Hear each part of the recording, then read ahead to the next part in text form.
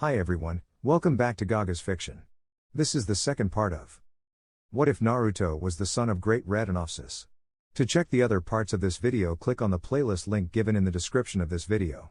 Now without wasting any time, let's begin. We witness Teams 7 and 12 bidding farewell to Tazuna, Tsunami, and Inari. Tazuna, thank you for assisting us in saving this village, Kushina expressed her gratitude. Inari, with remorse in his voice, added, Naruto, I'd like to apologize for my previous words and thank you for saving us.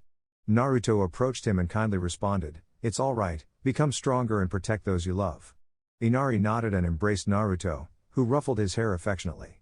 The rest of the group smiled at Naruto, except for the three arrogant individuals.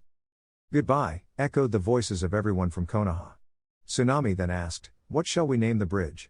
Tazuna proposed, how about the Great Tazuna Bridge? To this, both Tsunami and Inari vehemently objected, but Tazuna lamented, nobody respects me. Inari then suggested, what about the Great Naruto Bridge? Tsunami expressed her approval, and Tazuna reluctantly agreed. 2 days later, Teams 7 and 12 returned to the village. Kushina noticed her son, Arashi, seemed a bit down and decided to inquire about his well-being. Yugao said, Naruto, I'll go give the report, you can take a break. Naruto nodded and pulled out a bag of cookies before leaving. Yugao muttered, that boy needs to eat more vegetables. Her comment left the others in the room with raised eyebrows. Satsuki walked happily, reflecting on everything that had transpired. However, she was stopped by two Uzumakas, Mito, and Naoko, who wanted to confront her. Satsuki calmly replied, what's the matter, Mito and Naoko? They asked, what's your relationship with Naruto? Satsuki smiled and replied, we're dating. The two Uzumakas looked at her with a mixture of shock and anger, vowing to win Naruto's affections. In the Hokage's tower, the three Jounin presented their report. Minato was astounded, bordering on a heart attack, by Naruto Ouroboros' potential to become a Jounin and his unexpected ability to use wood release. Meanwhile, Hiruzen felt pride in his grandson's accomplishments but was equally surprised by Mikoto's revelation. She said, Hiruzen, it seems we may need to plan a wedding, as my daughter and Naruto are dating. The room fell into stunned silence until they saw the evidence provided by Mikoto's Sharingan. Each person had a different reaction, but it was clear that Minato was frustrated since he had hoped for Naruto to be with one of his daughters. A week passed, filled with various events. Kushina talked to Arashi, who wanted to humiliate or defeat Naruto for taking Satsuki away from him. Mikoto supported Naruto and Satsuki's relationship, while Fugaku approved of Naruto, considering him the son he had always wanted. Itachi was happy for his little sister, while Naruto had to endure jokes from Gigi about having grandchildren and a wedding. Now, we see Naruto standing in front of Yugao, who had something to discuss. Yugao asked, Naruto, do you want to participate in the Chunin exams? Naruto nodded, and she handed him the necessary paperwork, expressing her pride in him. Yugao added, you're like the little brother I never had. Her eyes filled with tears as she recalled the support Naruto had given her when her boyfriend had cheated on her with another kunoichi. Naruto had paid a visit to Hayate, leaving him traumatized. After their emotional moment, Yugao suggested they go for Dengo, which Naruto happily agreed to, as Dengo was one of his favorite treats, alongside caramel apples. The following day marked the beginning of the exams, held at the academy. Naruto entered the room and noticed that everyone seemed to be under a genjutsu. Team 7 approached him, with Naoko and Mito ready to greet him. However, Arashi only wanted Satsuki to acknowledge him and accept his advances. Satsuki initially looked annoyed but then ran to Naruto, hugging him and giving him a kiss on the cheek. The unexpected display of affection left everyone in shock. Meanwhile, Rock Lee, a boy with a bowl-cut hairstyle and distinctive eyebrows, approached Satsuki and boldly declared his intentions. Satsuki politely declined, revealing that she was already in a relationship. Rock Lee was dejected but proposed a challenge, a duel for Satsuki's heart. Naruto accepted the challenge, leading to an encounter in a nearby room. Naruto easily defeated Rock Lee, leaving him unconscious. Another challenger emerged, but Naruto handled him just as effortlessly, revealing himself as a prodigy in the eyes of many. Satsuki kissed Naruto on the lips, further shocking onlookers. They proceeded to the exam room where they would be tested.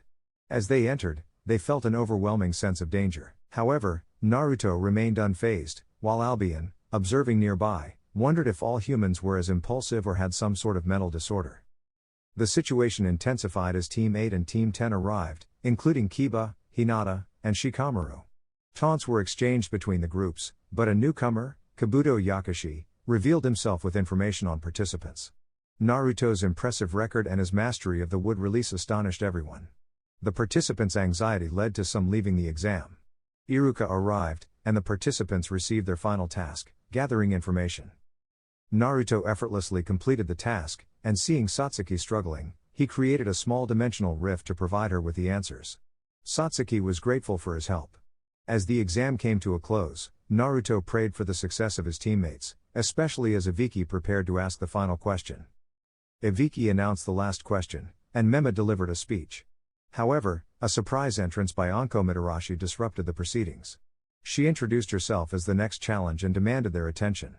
The participants, including Naruto, watched her intently. Ibiki noted that Anko had jumped the gun.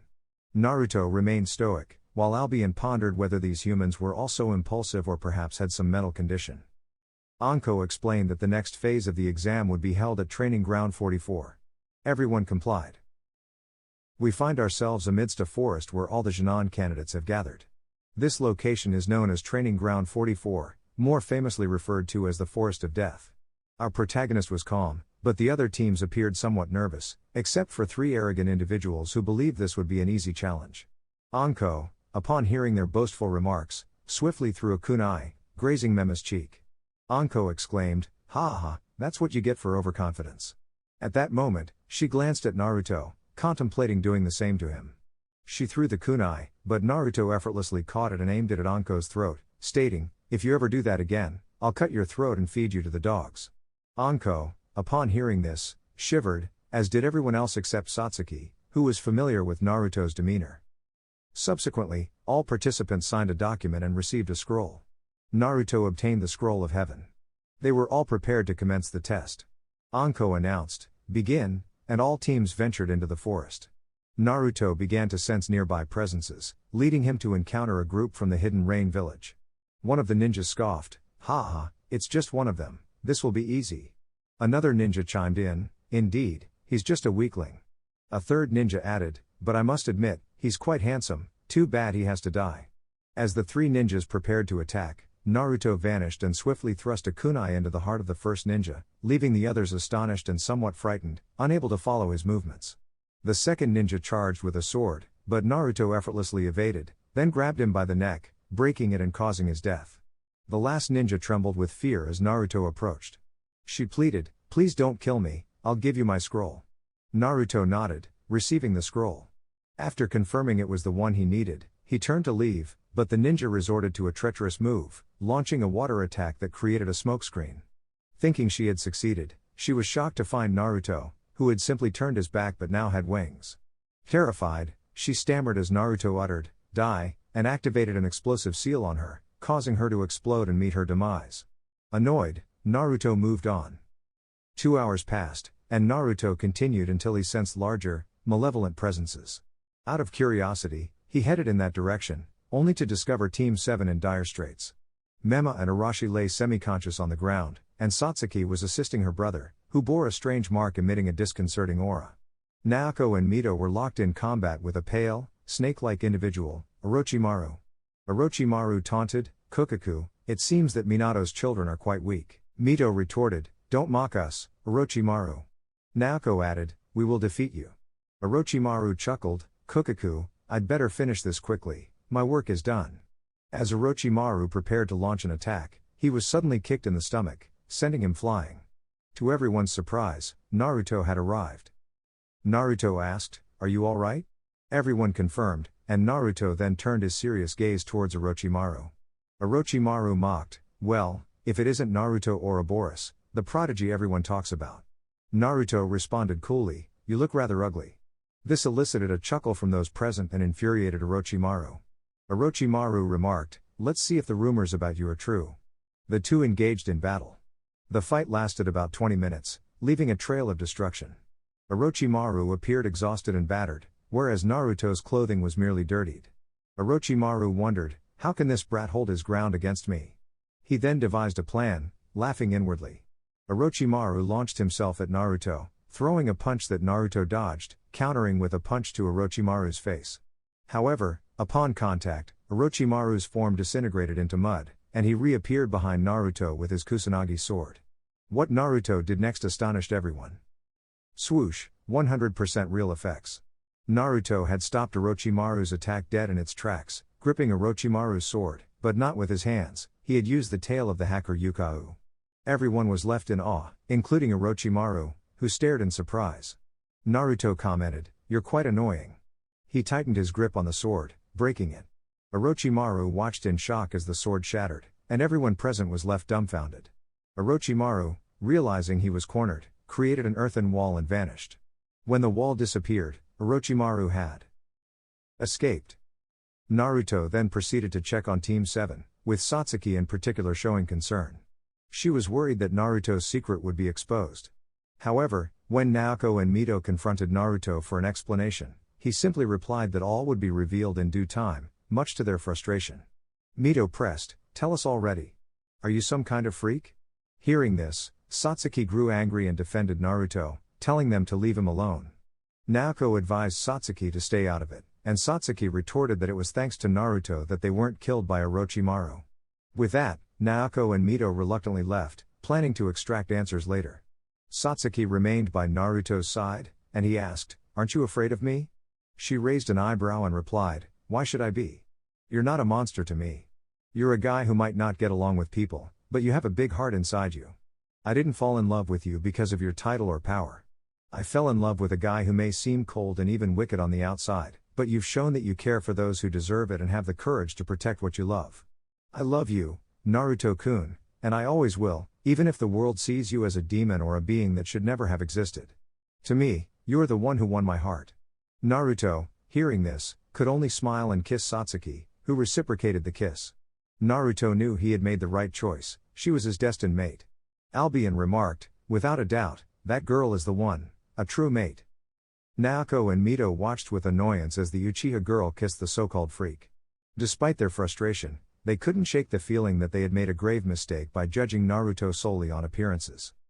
Afterward, everyone retired to rest, with Naruto deciding to keep watch. As morning arrived, Naruto was nowhere to be found. He had gone in search of food. However, when he returned to their shelter, he witnessed a scene that filled him with rage. Mito and Naoko lay on the ground, being attacked by Sound Village ninjas. Naruto heard one of the assailants comment, "Is this all there is?" Another ninja chimed in, "Let's have some fun." Naruto, sensing an overwhelming and bloodthirsty aura, disappeared and soon witnessed a terrifying sight, a scene of violence and destruction. With a desire for bloodshed, Naruto moved swiftly. He heard footsteps and saw a boy with his eyes covered by his hair. The ninja who resembled a mummy nervously inquired, "Who are you?" Naruto remained silent and suddenly disappeared, only to hear someone scream. The first ninja was impaled through the heart by Naruto's arm, which he subsequently ripped out, causing the ninja's demise. The remaining two ninjas stared in absolute terror as Naruto focused his gaze on them and approached with the heart still in hand. The ninja who looked like a mummy pleaded, "Please, spare us, and I'll give you my." He couldn't finish the sentence as Naruto grabbed his throat and squeezed until a crack echoed, signifying the breaking of the ninja's neck.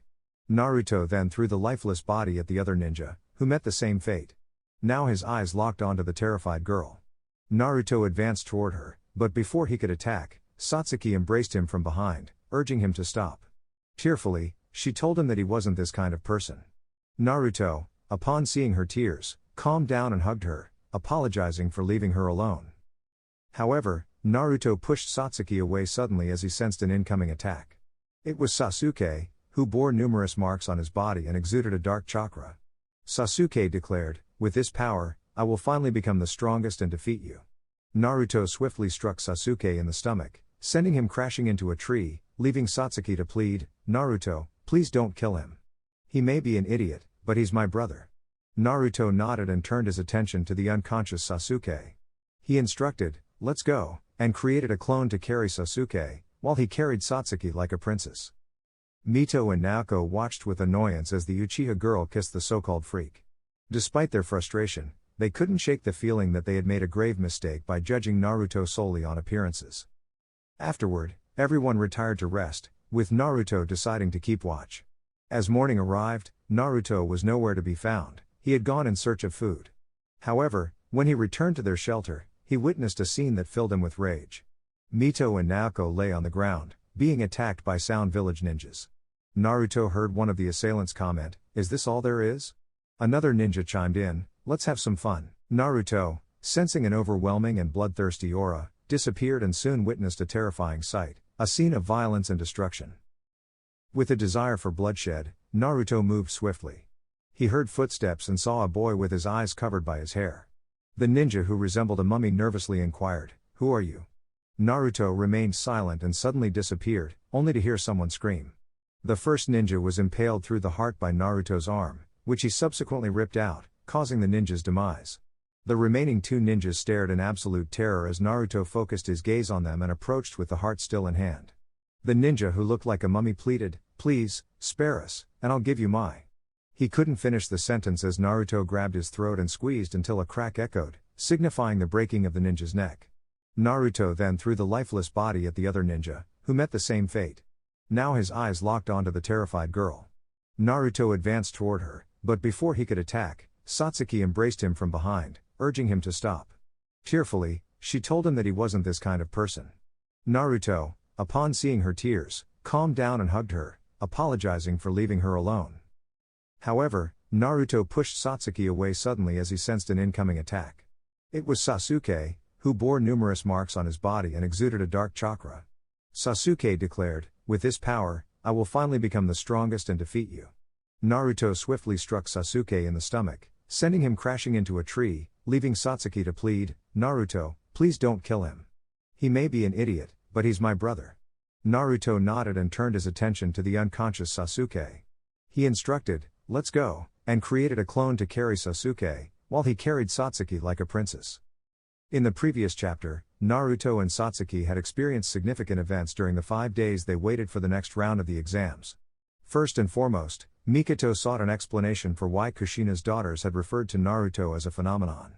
Satsuki, in response, revealed to her mother that Naruto was not just from another world, but more specifically, a dragon. She explained that Naruto's power could surpass that of the 9 Bijas. Satsuki even displayed her own Albion wings and tail. Mikoto was astonished. Her daughter was in the company of a being capable of effortlessly destroying the village. Satsuki added, "Orochimaru attacked Naruto, and he unleashed his tail, nearly defeating that person. But he managed to escape, and now, Mito and Naruto think he's some kind of anomaly or monster." Mikoto nodded in understanding, secretly relieved that her daughter was in capable hands. What could be better than having a being with power surpassing the Bijas, who was wholly devoted to her daughter? Mikoto couldn't help but think how shallow Kushina's daughters were for fixating solely on appearances. Mikoto sighed, "I just hope they won't regret this later." Now, we can witness all the teams arriving at the arena for the third part of the exams. The presenter, Hayate, upon seeing Naruto, turned pale and nervously stuttered, an observation noticed by everyone. Yu-Gao, on the other hand, simply smiled, amused by how this intimidating individual had struck fear into her little brother. Yu-Gao had also learned that Naruto was a dragon, but she accepted him as her beloved brother. Minato gave a speech that went mostly unnoticed, and it was announced that there would be a tournament to select the best candidates, as in the original story. Sasuke vs Yoroi, Sasuke wins. Ino vs Sakura, a tie. Sakura was part of a team of civilians who passed because they stole the missing scroll from their victims while they slept. Shikamaru vs a civilian, Shikamaru wins. Satsuki vs Naruto, Satsuki emerges victorious as Naruto became too overconfident. Mito vs a civilian, Mito wins. Neji vs Hinata, Neji wins. Gaara vs Rock Lee, Gaara wins. Kuji vs Arashi, Arashi wins. This continued until the most important match, Naruto vs Kiba. At the mention of this name, many tensed up, while others believed Kiba would win, considering him to be like his sensei. As Kiba descended, he looked smugly at Naruto, who remained emotionless. In the stands, Kurenai sat next to Yu-Gao, and they discussed who would win.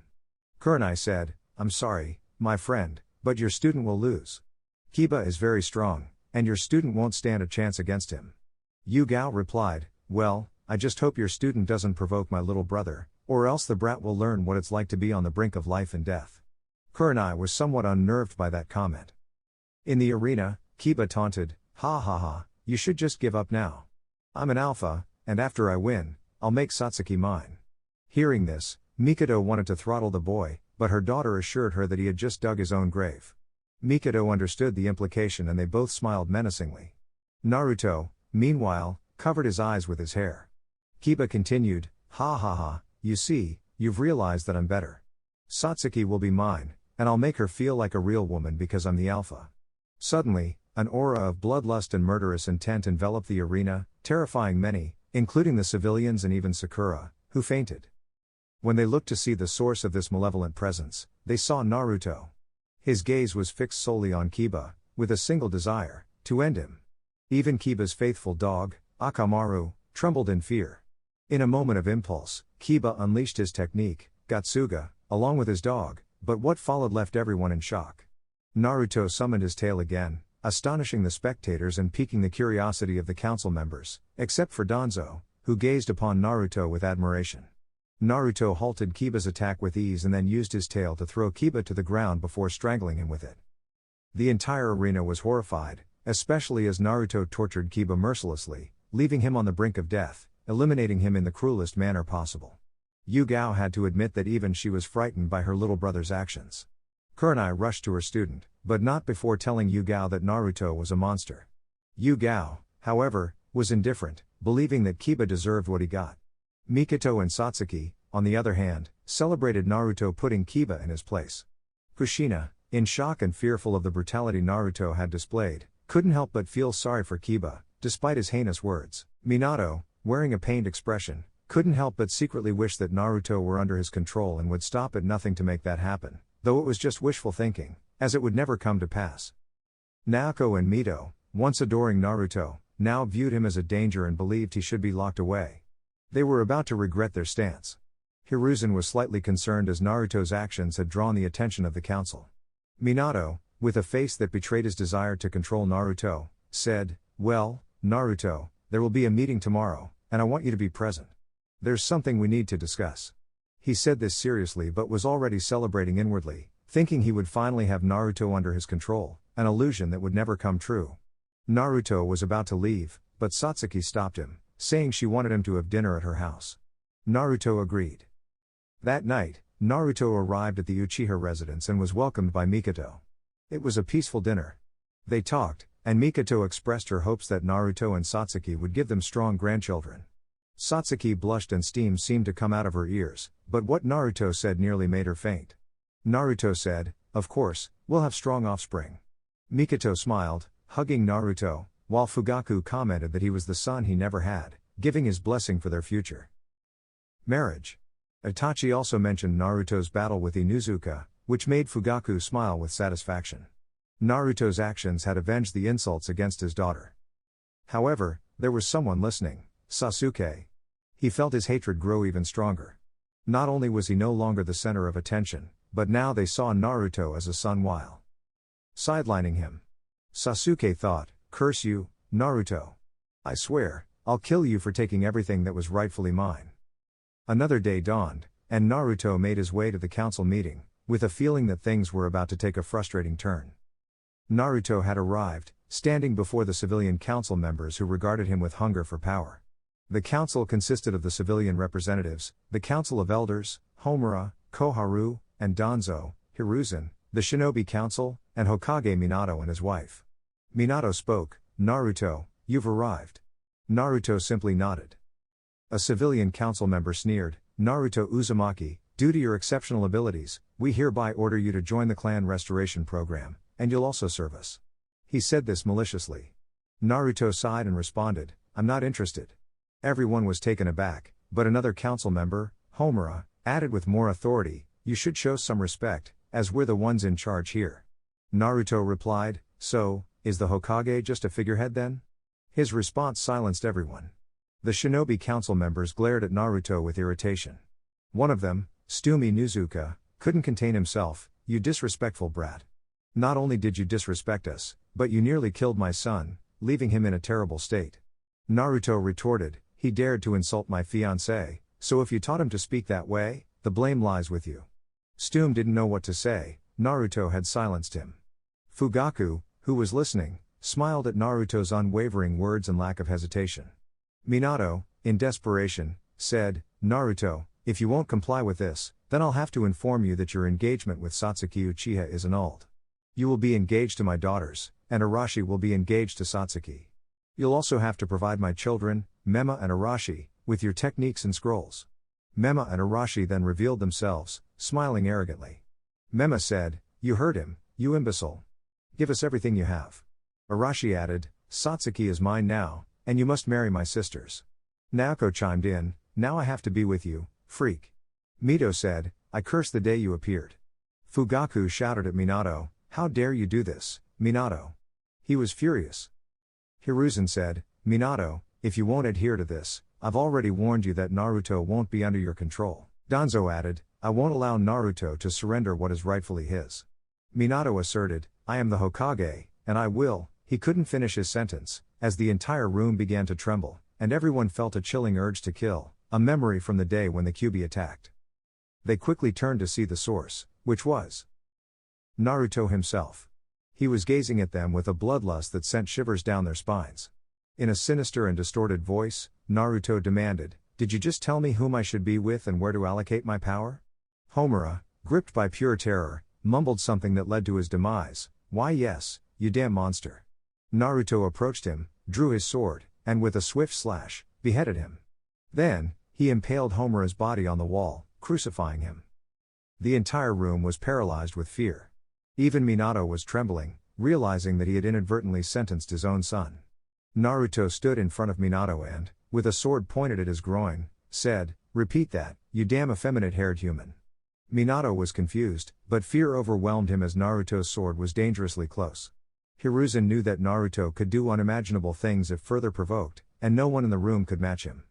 Hiruzen intervened, "Enough, Naruto. This won't happen. You will continue your regular ninja career, and Satsuki will remain your fiancé." Danzo chimed in, "Besides, these brats are not worth your time. Look, they've already fainted." Naruto glanced over at Minato's 4 children, who had passed out from the pressure of Naruto's power. Fugaku said, "Naruto, let's go to my house. They won't bother you anymore."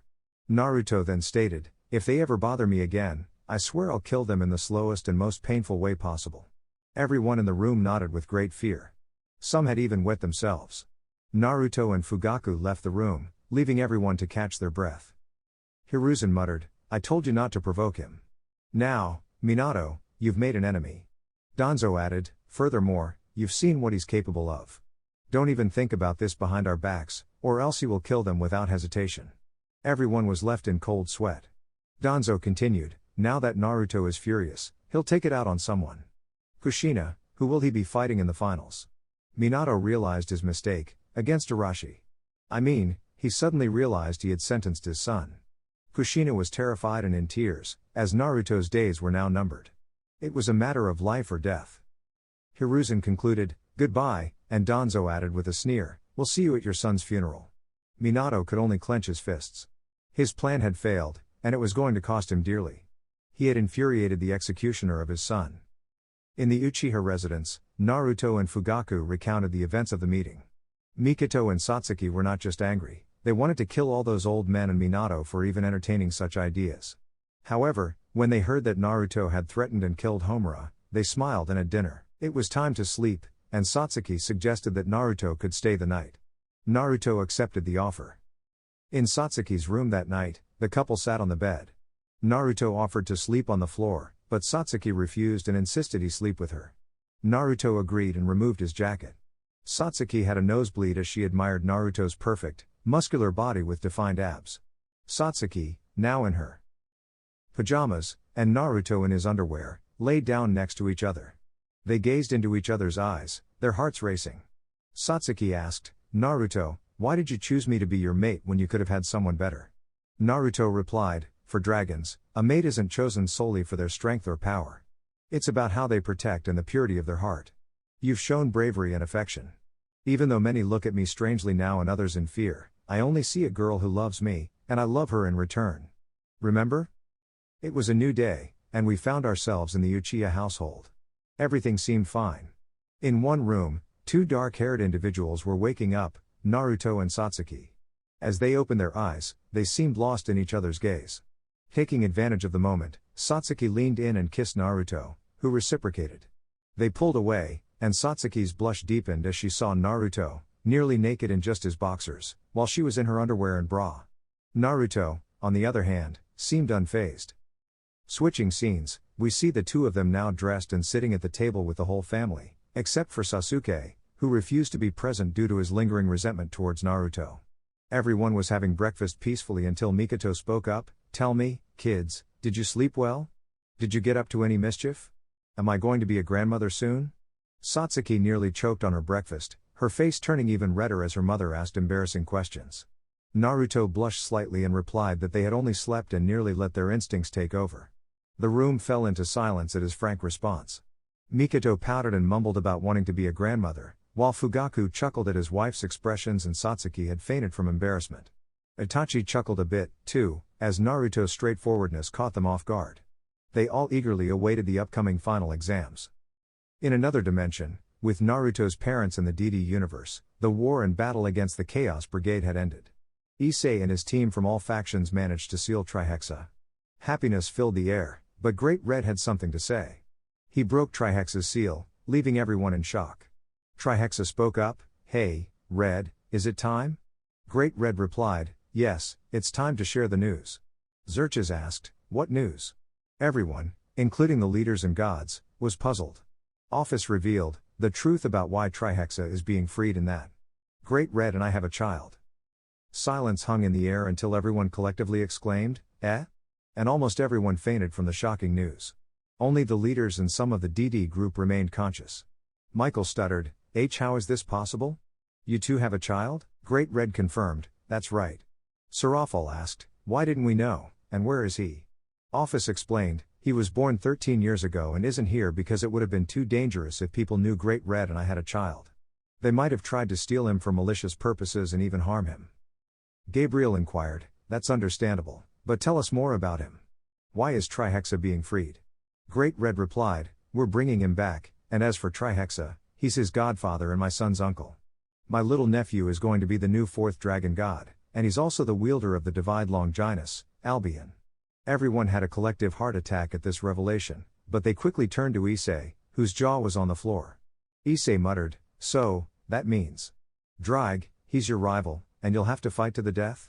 Issei hoped against hope, "Please, let him be a pacifist." Azazel asked, "Do you have any baby pictures or mementos of him?" Ophis pulled out a photo, showing it to all the faction members. The women screamed, "Kia. He's so cute." While the men exclaimed, "No, he's going to steal all our women." In the photo, Ophis and Great Red were holding a baby boy with black hair and red streaks, pale skin, and chromatic eyes. Xerxes questioned, "When are you going to get him?" Ophis replied, "In 1 month. We need to prepare." Great Red added, "I also want to have a sparring match with my boy. Hopefully, he hasn't inherited a taste for sweets like his mother." Everyone present had a bead of sweat on their necks, and Ophis laughed. She said, "Well, now we must prepare. Let's go, my love. Let's go, Trihexa." Great Red reluctantly complied, and Trihexa chuckled, "Let's go. I need to get ready to witness that epic fight between my nephew and his overprotective father." Great Red retorted, "You little. What did you call me?" Trihexa teased, "Overprotective." Great Red called for Ophis's help, but she just scolded him playfully, and he reluctantly obeyed. The others, especially the men, were relieved they hadn't upset any women. In Ophis's thoughts, "I'll see you soon, my precious son. We'll never be apart again." She said it with great emotion and joy. Great Red added, "Soon, son, we'll be together, and we'll finally be a complete family, the three of us, along with your uncle Trihexa and Aunt Tiamat." Trihexa stated, "Very soon, nephew. We'll meet, and I want to see how strong you've become." He said it with determination and eagerness for their upcoming fight. 1 month had already passed, during which Naruto had further trained his dragon powers and jutsus. In this time, he had acquired his second pair of wings, forming his 4 pure dragon wings. Additionally, his strength had increased significantly, and when combined with his chakra, he became a formidable force. Excitement, nervousness, and fear filled the air as everyone prepared for the upcoming event. Especially concerned was a certain head of Tomato who didn't want this day to arrive. His son, Arashi, was about to face Naruto Ouroboros, someone who had left Kiba Inuzuka critically injured. He fervently prayed for nothing untoward to happen. Minato and his daughters shared similar concerns, fearing that Naruto might resort to lethal measures. The entire village had gathered in the Colosseum, awaiting the Hokage and the Kazekage, Orochimaru. As the participants prepared for their matches, Naruto was conspicuously absent.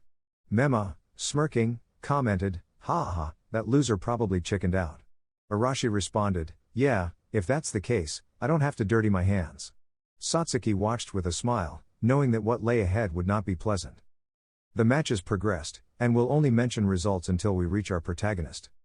Mema vs Neji resulted in Mema's victory, thanks to his utilization of the Kyuubi's chakra. Satsuki vs Mito ended with Satsuki as the victor. She had learned many things from Naruto, which had improved her techniques and abilities. Kankuro vs Shino saw Shino winning by the cat pajama's surrender. Now, it was time for Arashi vs Naruto. Everyone waited anxiously, with Mikoto slightly worried. Satsuki impatiently urged Arashi to hurry up. 10 minutes passed with no sign of Naruto. Arashi commented, "Announcer, I've had enough of this. He's probably chickened out and won't show up." Gemma added, "I think you're right." However, their conversation was abruptly cut short as they sensed a terrifying power, and everyone watched in awe as one of the pillars was destroyed, revealing Naruto. Imagine that it's Naruto. When they saw Naruto, fear gripped everyone.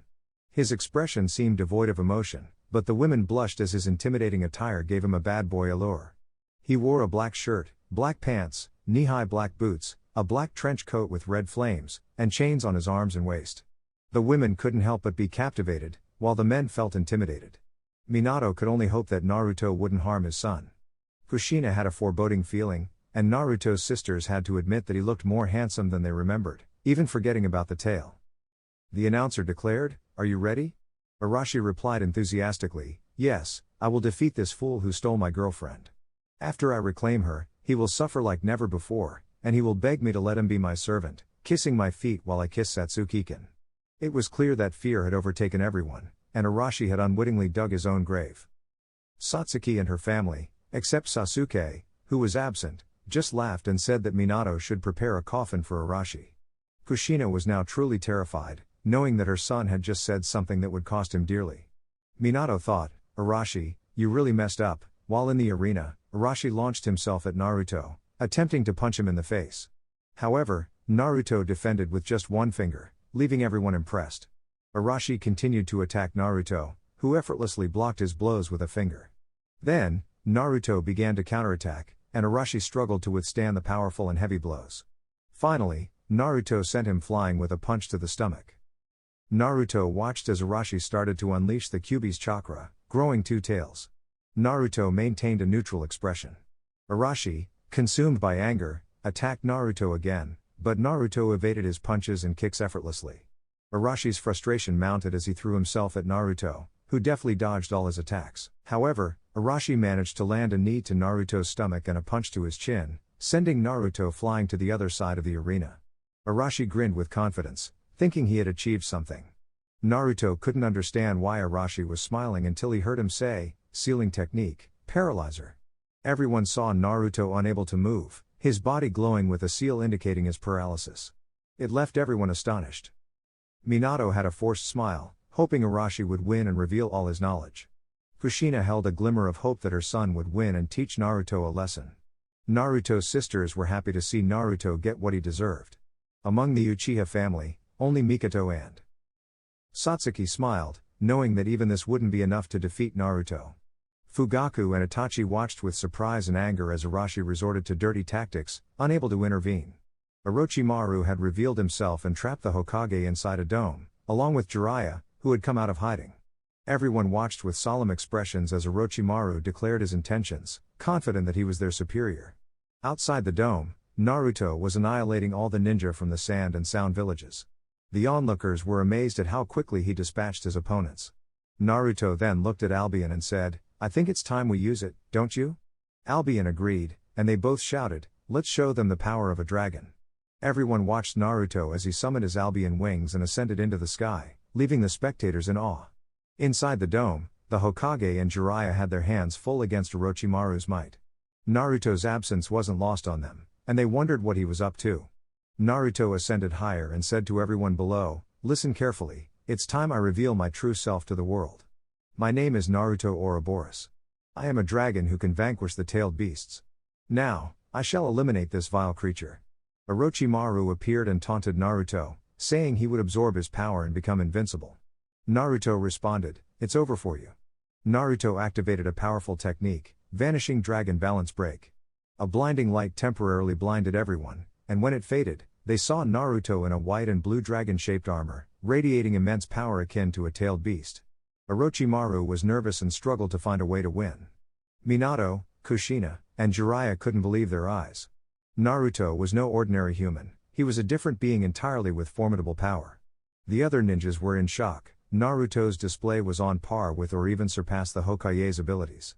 Naruto then used his energy to create a massive fire attack, similar to Madara Uchiha's legendary technique, engulfing Orochimaru in flames. Orochimaru begged for mercy, promising never to return.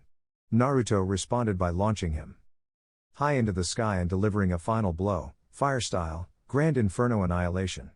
The powerful attack obliterated Orochimaru. Naruto stood victorious, and everyone marveled at his strength. Minato and Kushina hoped Naruto would hand over his power to their son, believing he was the prophesied child. Jiraiya also had similar thoughts, wanting Naruto to give the power to his godson, Mema. However, Naruto had other ideas. He looked at Minato, Kushina, and Jiraiya, who all wanted his power. He punched Jiraiya, sending him flying with severe injuries. Kushina and Minato could only step aside. Hiruzen praised Naruto's performance and asked him to help others. Naruto agreed and set off to help. Upon reaching the battlefield, he found Gaara severely injured and exhausted.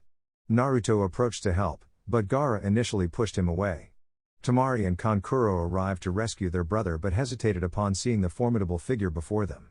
Naruto reassured them and began repairing Gaara's seal, enhancing it in the process.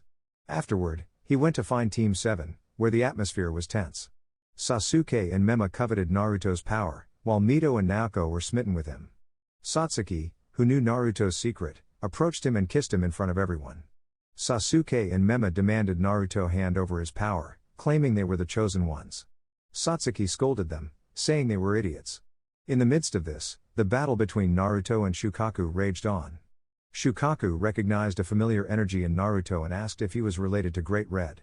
Naruto questioned why he wanted to know, mentioning that Great Red had humiliated them before. Shukaku revealed he was imprisoned by Great Red and knew of his destructive potential. Naruto confirmed that he was Great Red's son, leaving Shukaku shocked. Their battle continued, and Shukaku unleashed his full power against Naruto, resulting in a fierce fight that rivaled a Hokage-level battle or even exceeded it. After a strenuous battle, Shukaku was left exhausted and defeated, while Naruto remained calm and unharmed. Naruto gave Shukaku a chance to surrender and return to his Jinchuriki, but Shukaku refused and continued to fight. Naruto then unleashed a powerful attack that drained Shukaku's energy, leaving him incapacitated. Naruto approached Gaara, Temari, and Kankuro, who were surprised to see him. Naruto explained that he would fix Gaara's seal and enhance it. Temari thanked him, and Naruto moved on to Team 7. He lifted Satsuki in a princess-style carry and flew her to safety. Satsuki blushed but knew Naruto was the one behind the armor.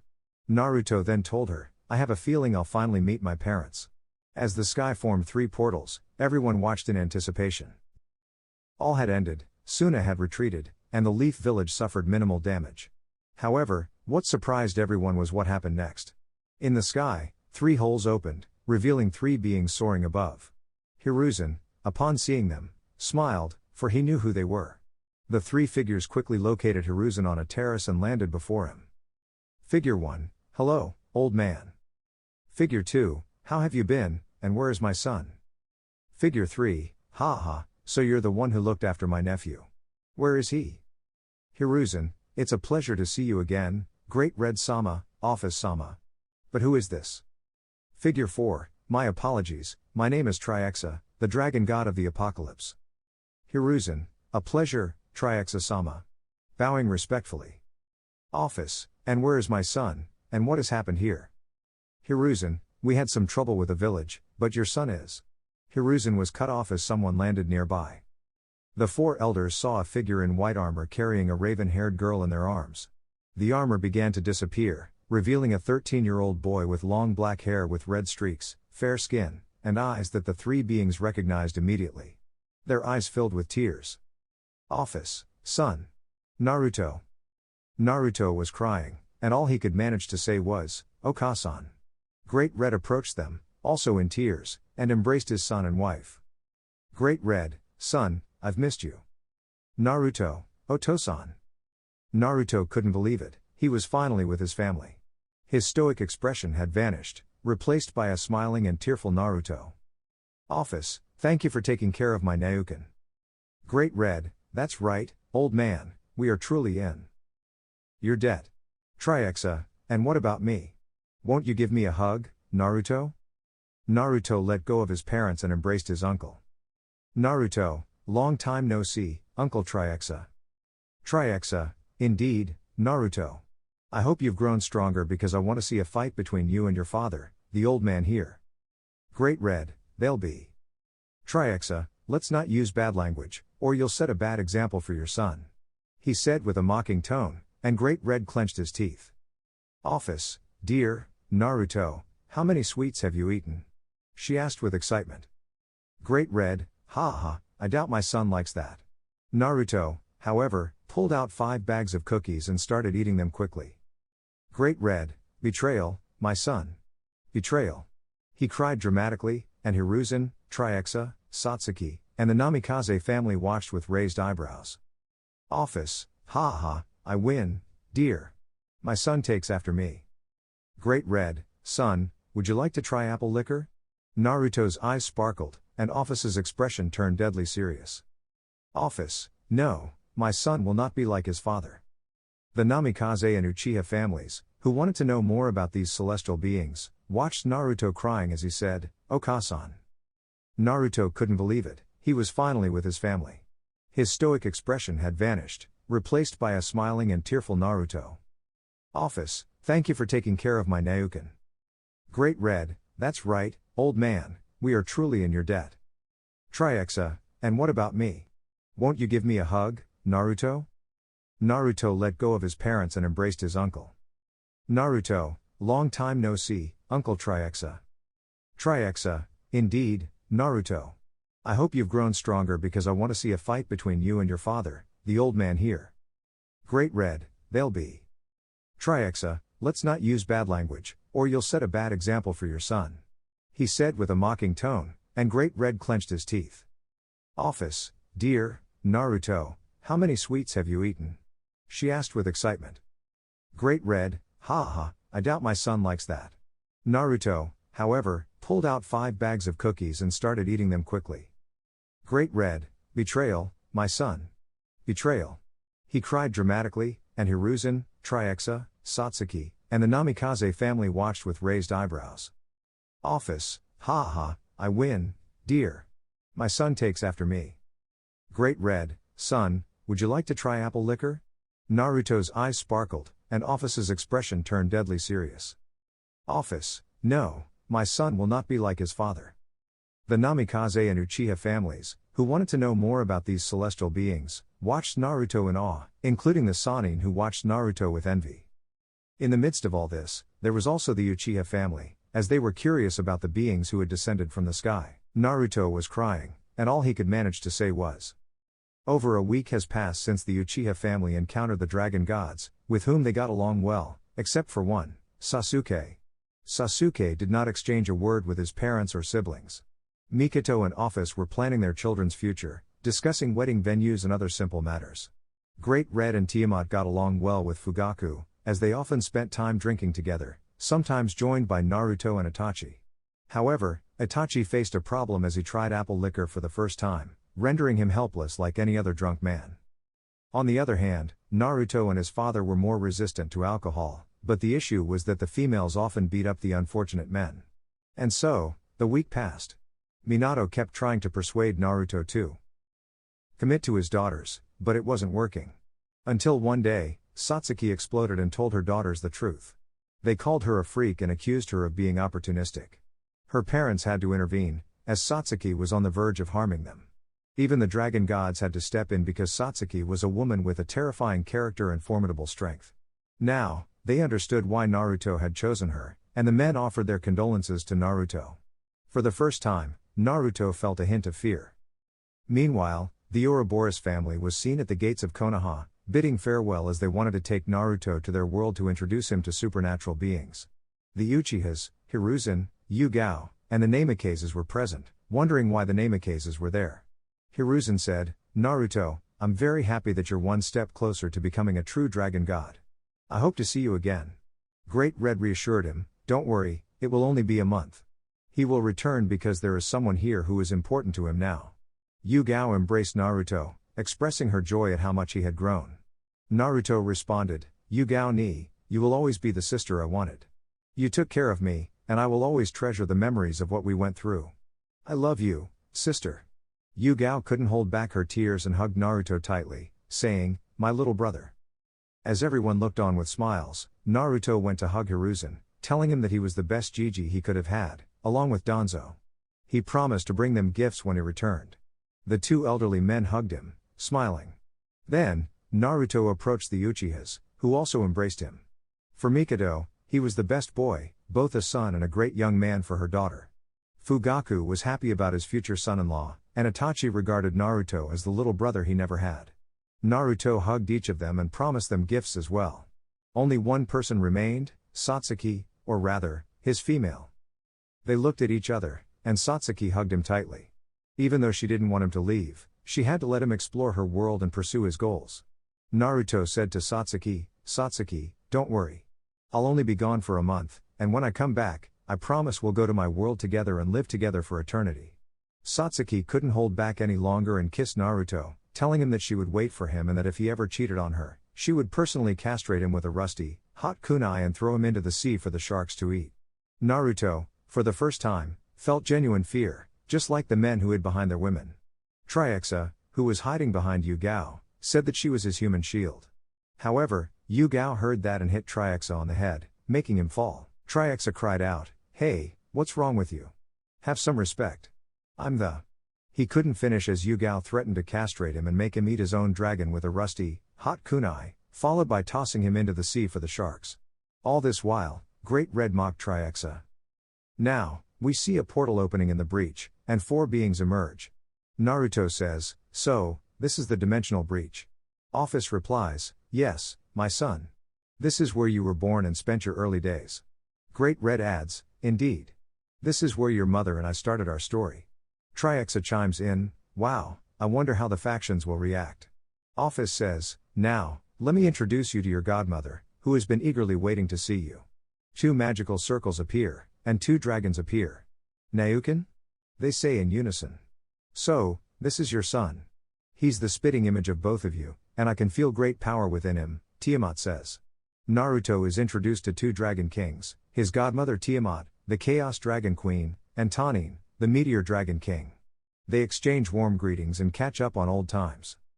Back at the celebration, it's time for the party, and everyone is ready. Triexa asks Naruto if he's prepared to break some hearts. Naruto responds, "No, Ophis. I'm faithful to my mate."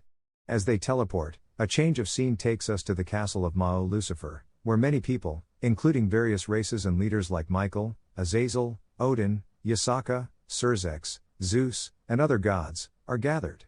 The leaders, Gabriel and her companion Griselda, Penamu, Seraphal, Rosweiss, Issei, and the hero of the factions, along with his Gremory girls, Sona, and the Citri clan, are also present. Surzex wonders how Ophis and Great Red's son will be, while Michael hopes he won't have his mother's temperament. The girls discuss their expectations for Naruto, with Koneko hoping he won't be a pervert. As everyone speculates about Naruto, he and his parents arrive through magical circles. Everyone eagerly anticipates seeing the young man. Ophis says, "Ladies and gentlemen, allow me to introduce my son, Naruto Ouroboros." The room falls silent, and all eyes are on the 13-year-old boy with black hair, red-tipped, a cute face, and pale white skin. But what stands out most are his eyes, one intensely red and the other black-silver. He's dressed in black pants, a dark blue shirt, a black trench coat with red and gold accents, black boots, and a serious expression. 3, 2, 1. The women, Kia Kawa 5-5. The men, no, he's a badass. Just kidding. At that moment, all the women rushed toward Naruto, turning him into a plush toy. First, Gabriel hugged him, followed by Penamu, Sarafal, Rias, Yasaka, Arena, Griselda, who couldn't resist, Sona, and their entourages. They squeezed Naruto tightly, and he looked quite annoyed. The others watched with sweat drops. Surzex commented, "I think they went overboard," while Michael said, "Poor boy, trapped among so many women." Azazel, tearing up anime style, said, "Even Gabriel is there. That kid is so lucky." Odin added, "I second that with tears." Ophis wondered if Naruto was okay, and Great Red said, "I hope so."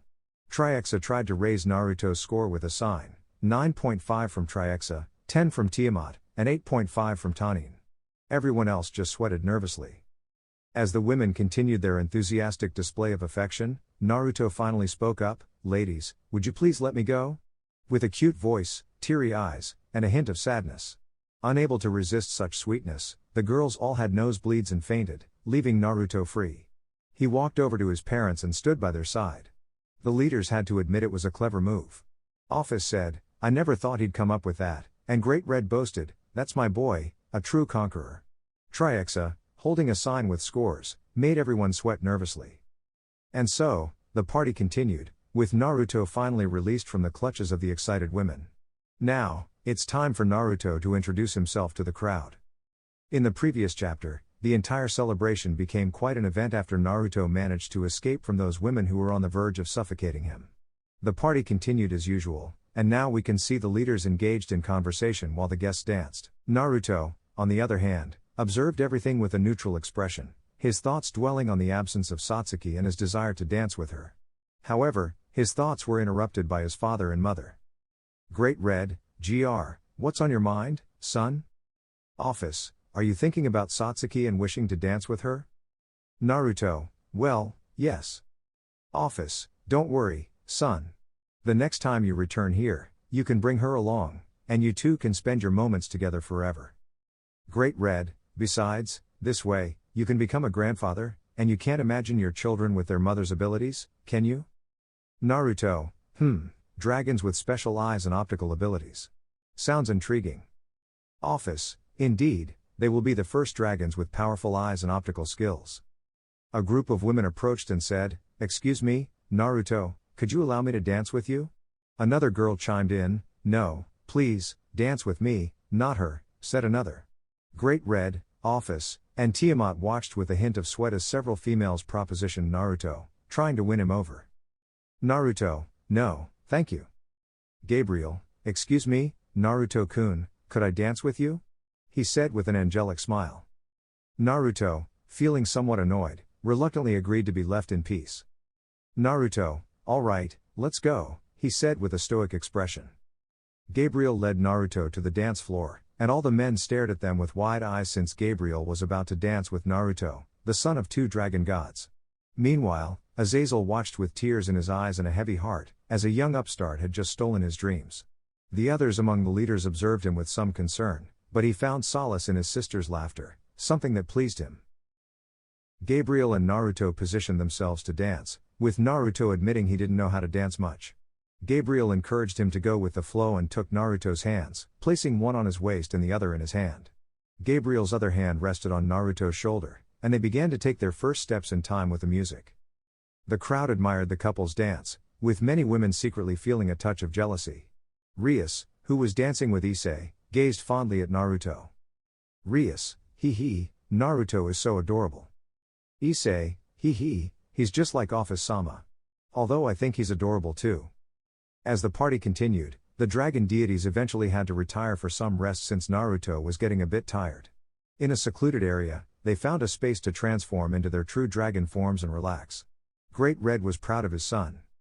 Great Red, "Ha, my boy, you're really going to use your dragon form?" Ophis, "I must admit, he looks a lot like his father." Great Red, "Ha, that's right." Naruto transformed and ascended into the sky, enjoying the freedom of space to stretch his scales. Great Red, "I'm proud of my family. I love my husband and my little Nauken." Ophis, "I'm so happy to be with my family. I won't allow anyone to harm my two treasures." With those sentiments, they closed their eyes, and Naruto spoke his mind before drifting off to sleep with his parents. Naruto, "I'm so happy to be with my parents and spend time with family.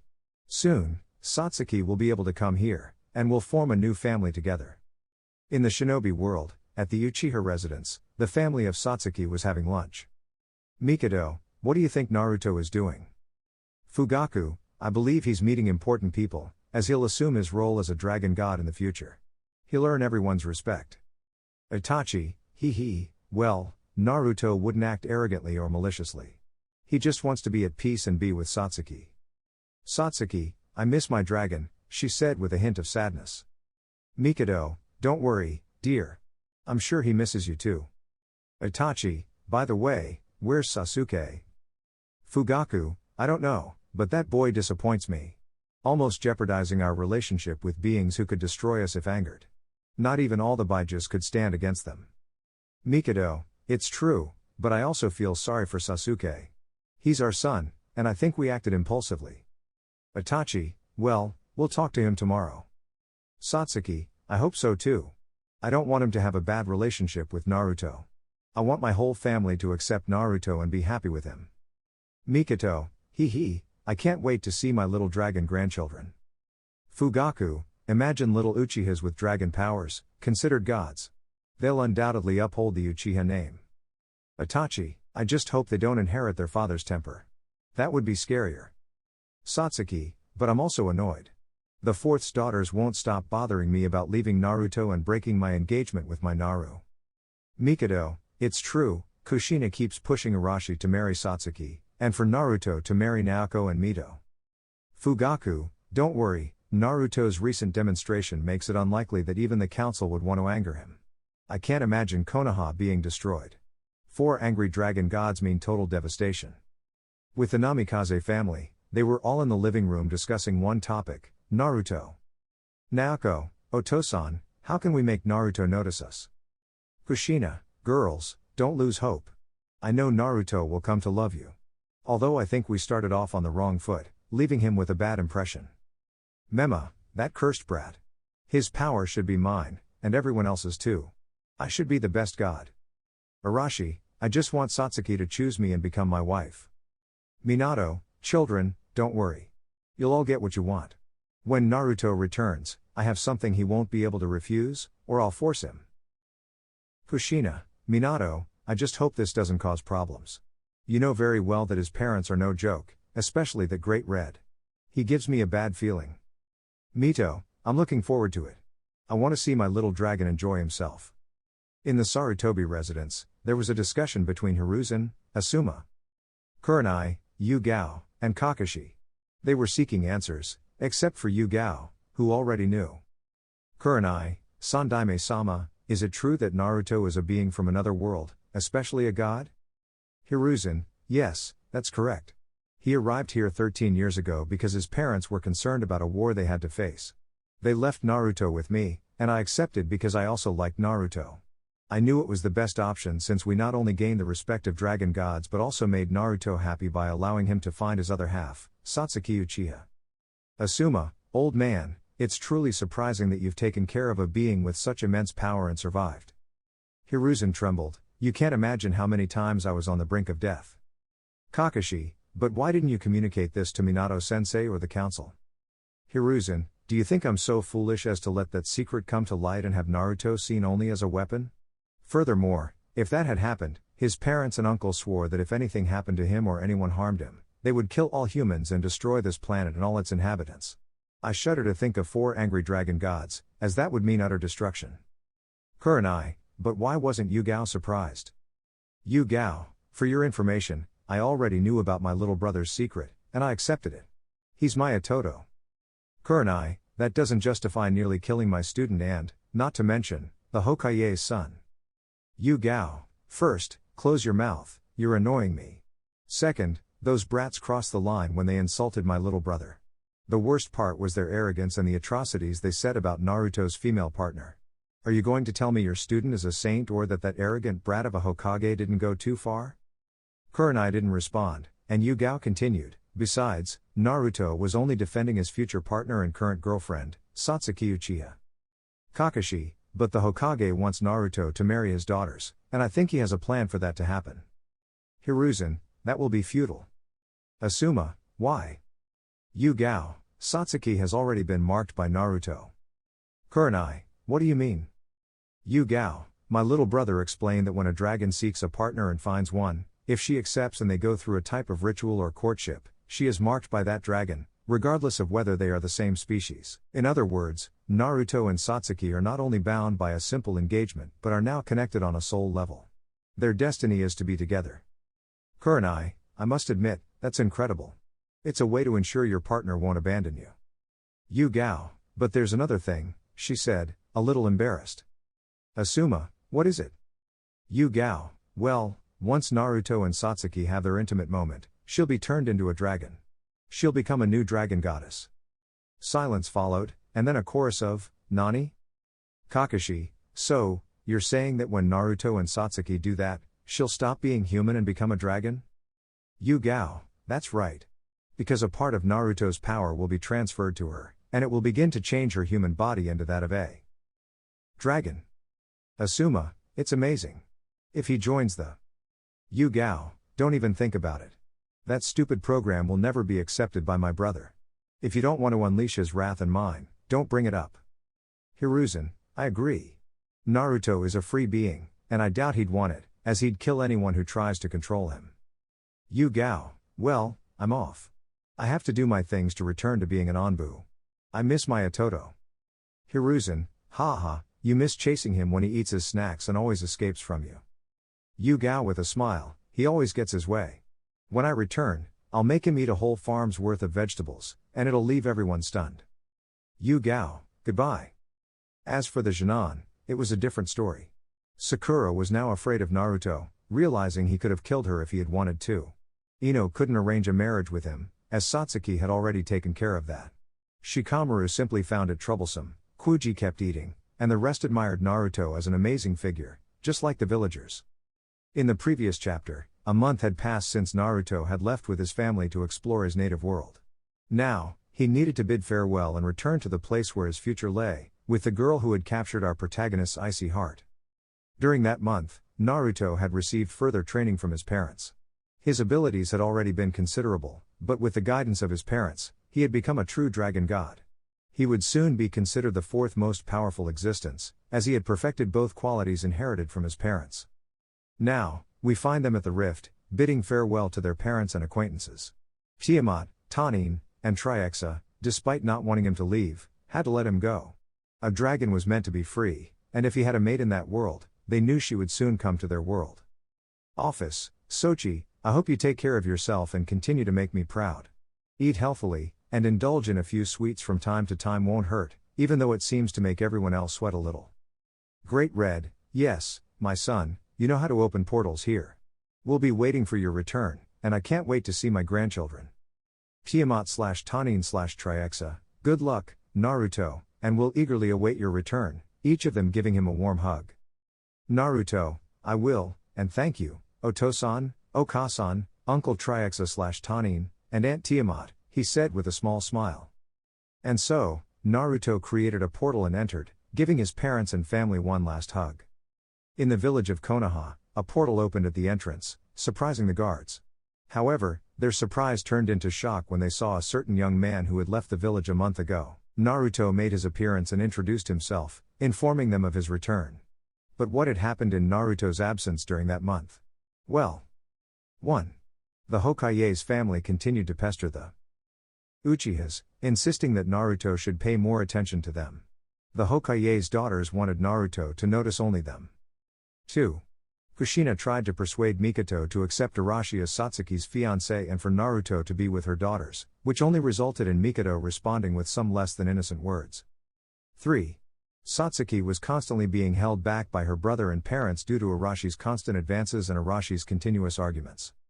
4.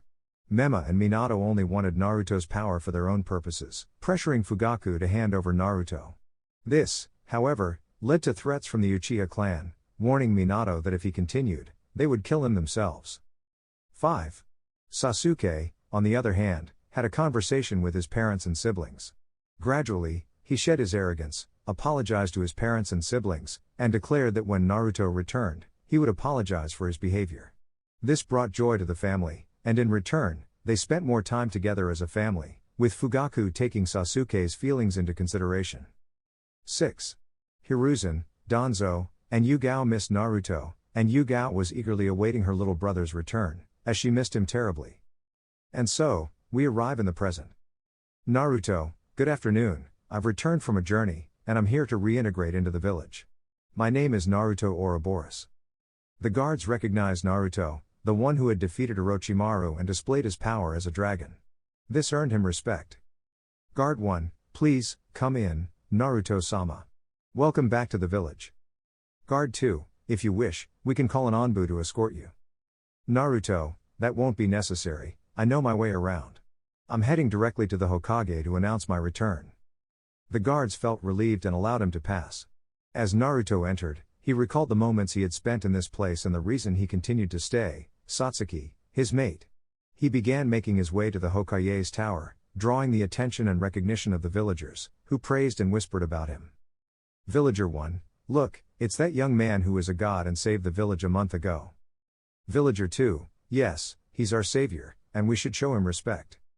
Villager 3, Naruto-sama, it's a pleasure to see you again. And so, the people greeted him with praise and smiles. Naruto acknowledged them with a wave as he continued on his path to the Hokage's tower.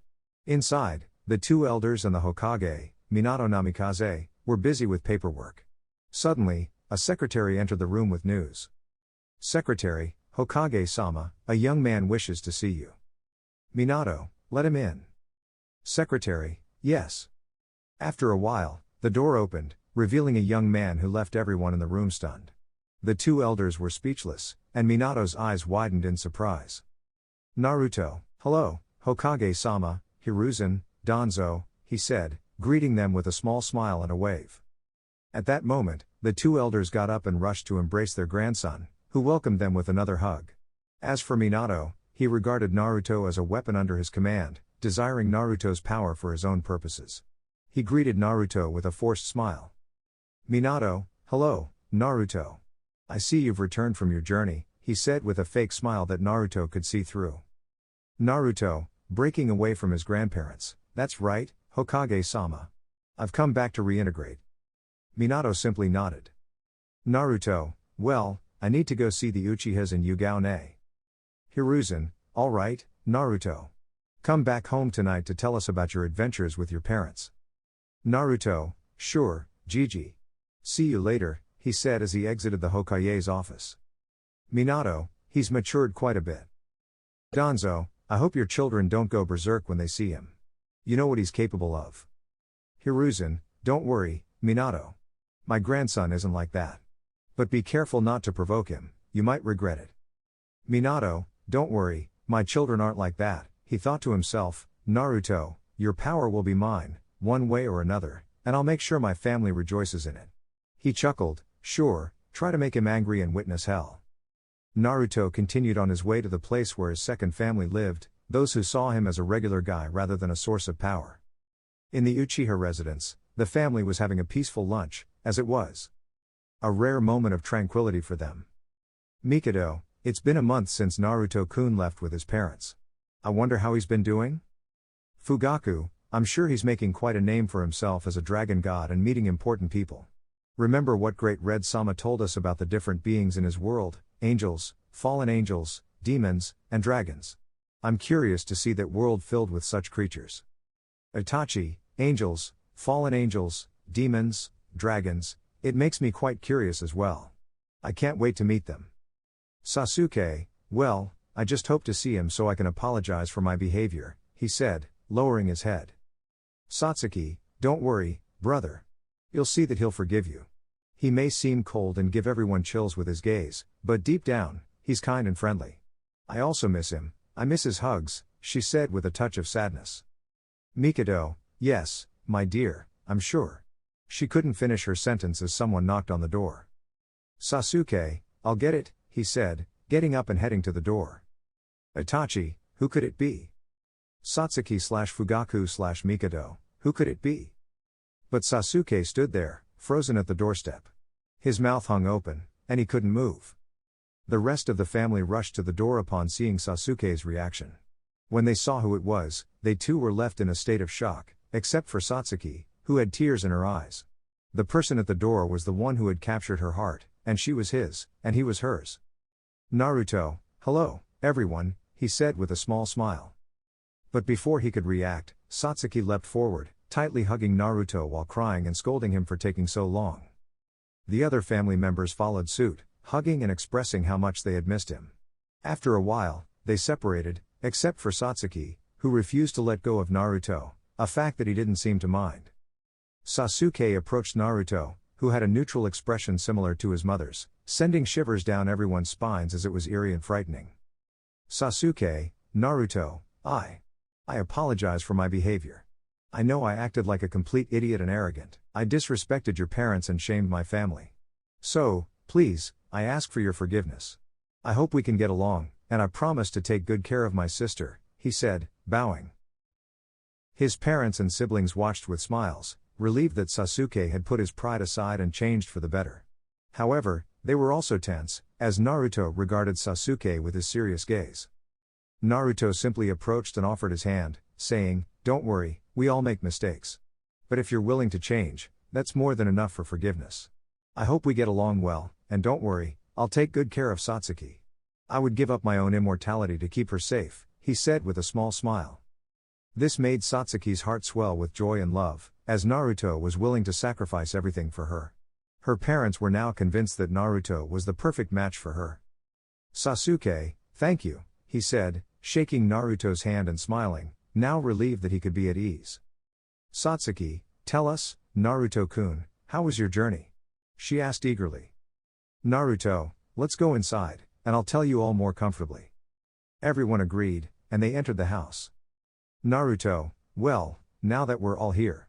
And so, Naruto began to recount everything about his journey. He told them about how he arrived in his world, the dimensional rift, meeting his Aunt Tiamat, Uncle Tanin, the faction party, meeting the leaders of demons, angels, and fallen angels. He also mentioned how he was used as a plush toy by the female leaders and how he ended up dancing with the most beautiful and powerful seraph in the heavens. He shared details about his training and his new title as the Dragon God of Domination.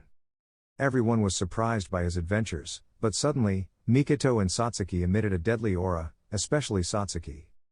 "Satsuki, Naruto Ouroboros, voice from beyond the grave, you wouldn't happen to have been unfaithful to any of them, would you?" she asked with a very sweet smile. The men were scared and huddled together, while Naruto felt fear and shook his head.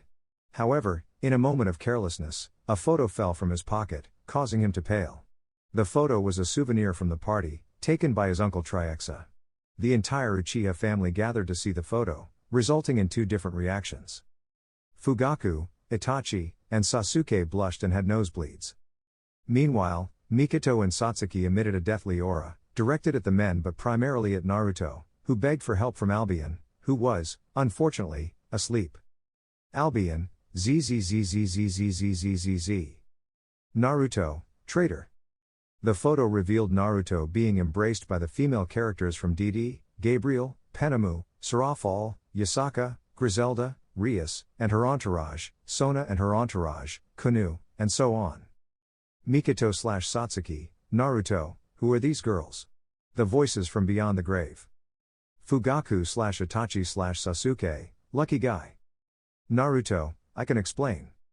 Satsuki, now you're in real trouble, Naruto Ouroboros. A cry for help could be heard throughout the village as the men prayed for Naruto's soul. In the Didi world. Ophis, I sense that my Sochi has just angered his girlfriend and is suffering. Great Red, I hope he comes out of this alive and doesn't make her angry again. Triexa, thank goodness I'm single. Tiamat, I feel that my nephew needs me. In the previous chapter, within the Uchiha residence, more specifically in the Uchiha mansion, a battered Naruto could be seen due to the affectionate attentions of Satsuki, who emitted an aura of death directed towards the girls he had seen in a photo. While the men only trembled and begged that nothing would happen to them. Naruto, don't you think you went too far, Satsuki? Satsuki, no. Naruto, are you upset? Satsuki, no. Naruto, are you sure? Satsuki, yes. Naruto approached Satsuki and embraced her from behind, spreading his wings around her. Satsuki, let me go. Why don't you go with those women? I'm sure they're better than me. Naruto, why would I do that? I don't need anyone but you. I came back because you're the most important thing in the world to me. Satsuki, Naruto-kun. Naruto kissed her on the lips and said, "Remember, Satsuki, you are mine, and I am yours." Satsuki, "I'm sorry, Naruto. I got jealous. I don't want anyone to come between us because you're very important to me." Naruto, "Don't worry, Satsuki. I'll never leave you, and I won't allow anyone to take you away from me." They hugged and kissed while being enveloped in their wings. Mikoto watched this with a big smile, seeing her daughter happy with a good young man like Naruto.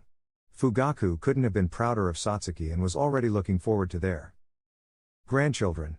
Itachi smiled because Naruto was the right guy for his little sister. Sasuke watched with a great smile because ever since he stopped being arrogant, he realized his mistakes, and he owed it to Naruto. He was determined to ensure that no one would come between Naruto and his sister's relationship. "Satsuki, Naruto-kun, would you like to go for a walk? We could also buy some sweets while we're at it."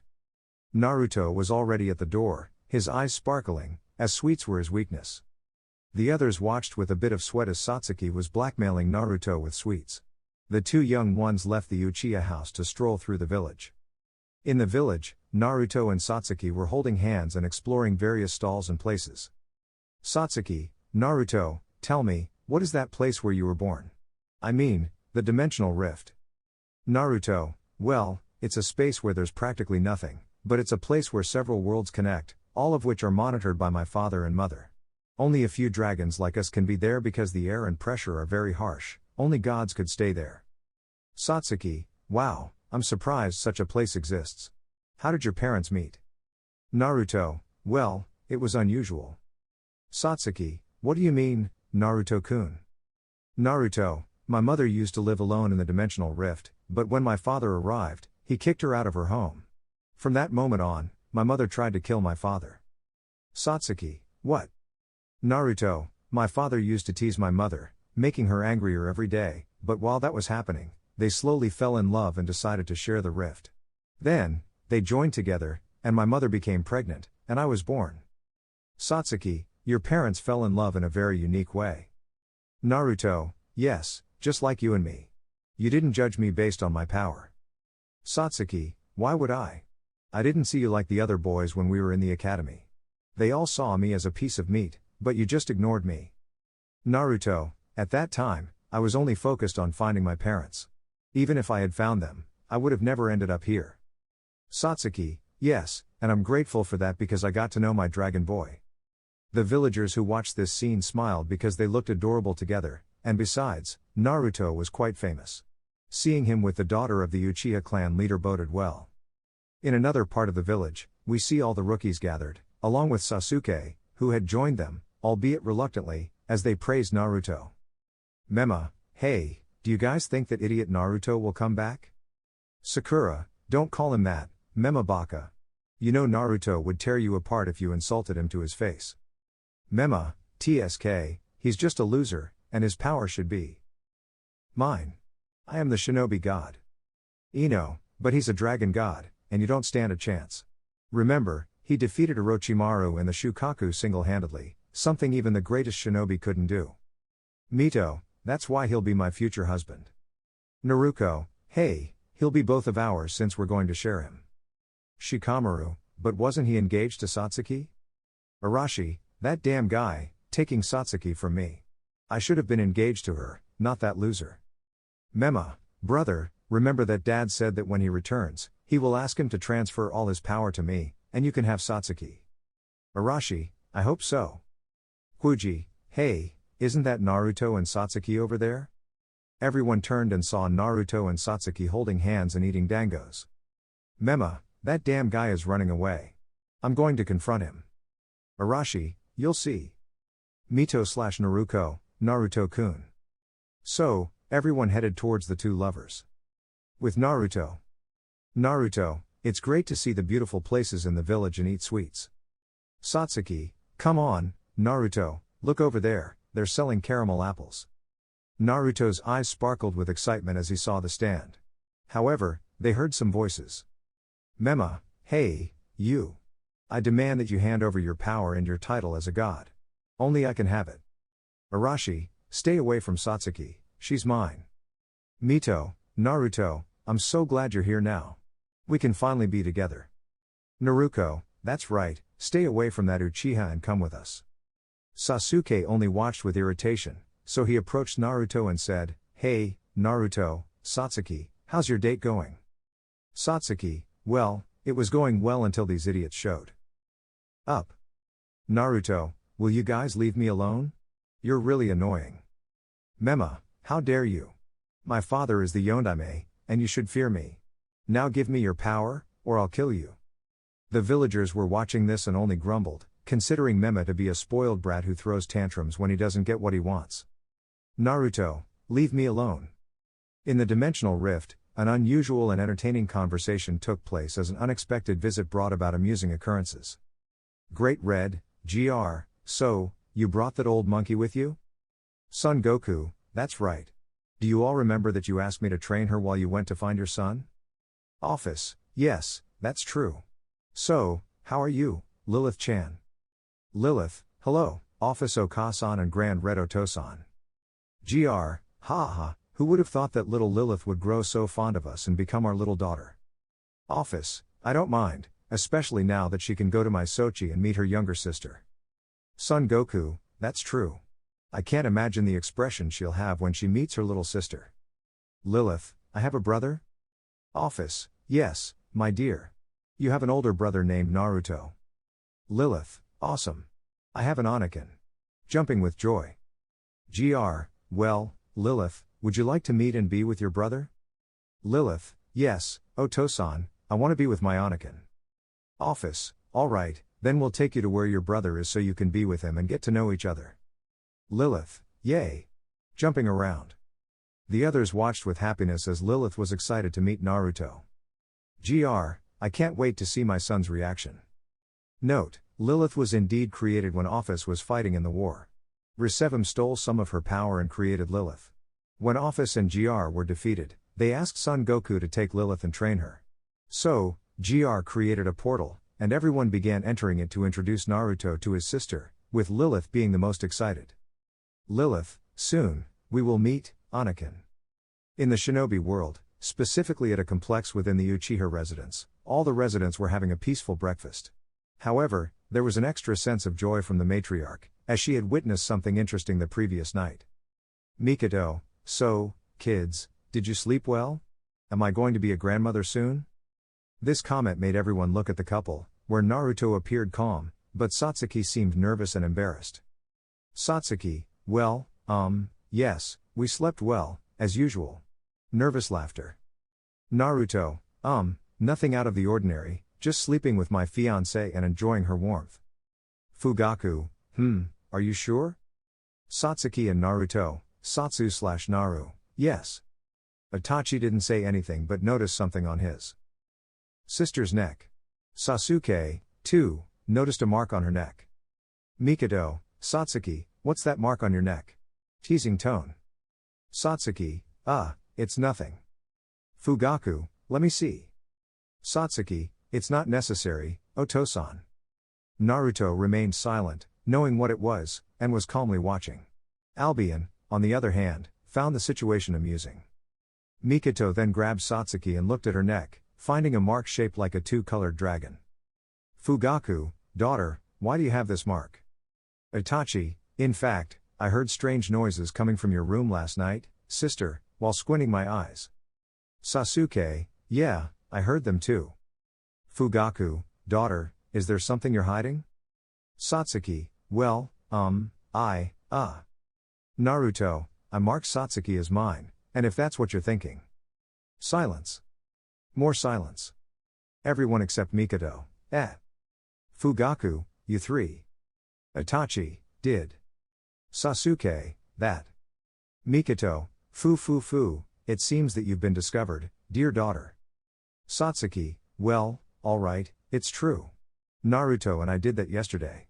Embarrassed. At this point, Naruto took Satsuki's hand and gave her a reassuring smile, causing Satsuki to lean on his shoulder. Then, they felt a murderous aura emanating from the men who were looking at Naruto with murderous eyes. Fugaku, so, you. Itachi, did. Sasuke, that. Naruto, why? Fugaku/Itachi/Sasuke, you're dead. Naruto, wait. The three of them stopped, and Naruto approached them, whispering something in their ears. Naruto, I'll tell Mikoto-san where you hide that orange book in your entire collection. Naruto, and I'll tell her, Sasuke, that you broke an invaluable painting while practicing your ninjutsu. In response, the three of them felt a deep fear and could only do one thing. Fugaku, and Naruto, it was just a joke. Nervous laughter. Itachi, yeah, just a joke. Congratulations, sister. Sasuke, yeah, what Itachi said. Nervous. Naruto, well, now that it's settled. Suddenly, a portal opened, and Ophis and Great Red appeared. Everyone was surprised to see Naruto's parents again, but their attention was also drawn to a girl who was slightly younger than them but bore a strong resemblance to Naruto. Naruto, Oto-san, Oka-san, what are you doing here? And who is she? Ophis, oh, Naru-chan. Hugging her son, who reciprocated. Great Red, hello, son. I see you're quite calm. Sniff, sniff. Wait a moment. Great Red approached Naruto and sniffed him, then turned to Satsuki and was taken aback. Ophis, what's wrong, dear? Great Red, I can sense Naruto's scent, and then Satsuki's scent, while he went to a corner to cry. Ophis, what happened, dear? Great Red, I can sense Naruto's scent, and then Satsuki's scent. Great Red opened his eyes wide in surprise. Great Red, son, did you? Naruto, yes, mother, I marked Satsuki as mine. Ophis then joined her husband and comically began crying, leaving everyone with sweat drops. Naruto then looked at the girl in front of him.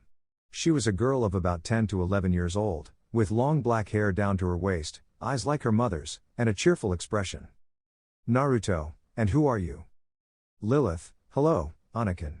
My name is Lilith. Jumping to hug her brother. Naruto was surprised to hear the girl call him Anakin, but he could also sense the power emanating from her, which was similar to his own. The others were shocked and couldn't believe what they were witnessing. Mikoto, did that girl just call you brother? Satsuki, yes, she did. Itachi. Sasuke. Fugaku, oh my god. Ophis, oh, Naruto, it seems that little Lilith already recognizes you. Great Red, ha ha, who would have thought? Naruto, I don't understand. How is this girl my sister? Ophis, well, it's better if I explain, Naruto. Ophis went on to explain the backstory mentioned in the note above and how Lilith had been training with a friend of hers. Naruto, I see. Well then, Lilith-chan, my name is Naruto, and I'm your older brother. Lilith, yes, Naruto-ni-san. Hugging him and smiling, happy to have a brother who cared for her. The others watched with warm smiles as this new family dynamic unfolded.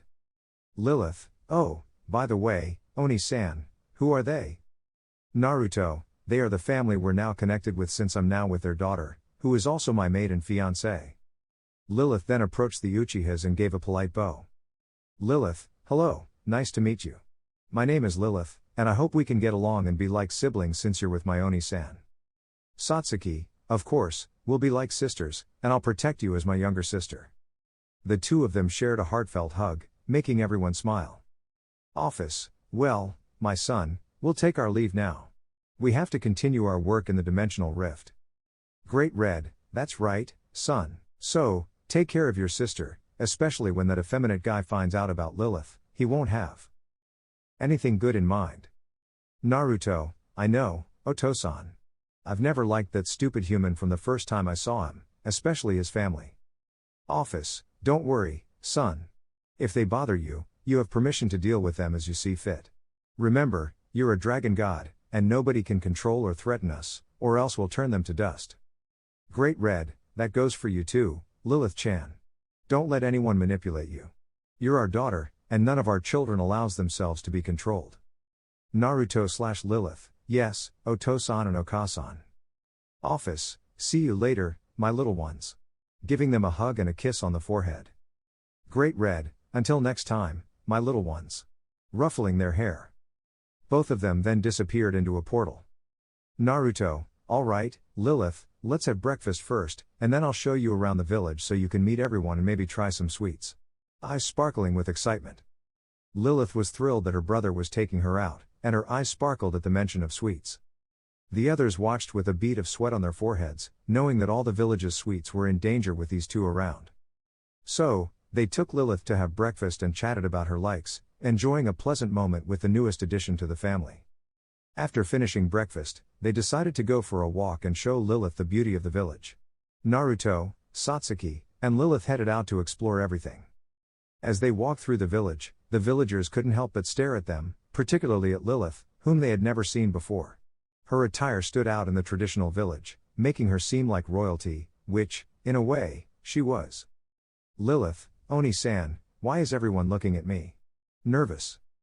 Naruto, I think it's because of your clothes. Most people here wear traditional attire, and your outfit gives the impression that you come from royalty. Though that's already a given, he thought. Satsuki, I think you look lovely in that dress, and it makes you stand out in a unique way. Lilith, thank you, Satsuki Nekken. Naruto, well, let's keep going. Oh, look, Lilith-chan, there's a candy stall. Lilith, yay. Sweets. And so, they continued their exploration until midday, trying all sorts of treats. Lilith was in awe of everything the village had to offer. Back at the Hokage Tower, Minato was frustrated because he didn't know how to make Naruto obey him and get closer to his daughters. Meanwhile, Hiruzen and Danzo were pondering various issues. Danzo, Hiruzen, we still haven't granted Naruto Chunin status, even though he saved the village. Hiruzen, you're right, we should call him to deliver this great news. Minato. Hiruzen, is something bothering you, Minato? Danzo, don't make empty promises, Minato, especially when Naruto won't give you anything. Kushina, shut up. My kids deserve the best since they are the children of prophecy. Mema, that's right, Dad. I'm the shinobi god, and Naruto's power should be mine. Hiruzen, you're provoking something that will cost you dearly. Danzo, I hope you don't regret this, Minato.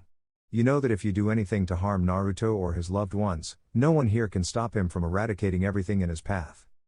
Minato, sigh. Suddenly, the door opened, revealing Naruto, Satsuki, and a girl slightly younger than them but undeniably attractive. Naruto, good afternoon, Hiruzen, Danzo, Hokage-sama, and Kushina-san. Satsuki, good afternoon, everyone. Lilith, hello. Everyone's attention turned to the girl, but Mema decided to act presumptuous. Mema, hi there, gorgeous. How about you come with me, a shinobi god, and leave this idiot behind? Lilith, I'm not interested. Go away. Mema, what did you say, you brat? Nobody tells me no. I'm the shinobi god and the fourth Hokage's son. Lilith, you're annoying. Summoning snakes that wrapped around Mema, causing him to scream in pain. Everyone was taken aback by Lilith's ability to summon and control snakes at such a level. Minato, stop it. Let go of my son.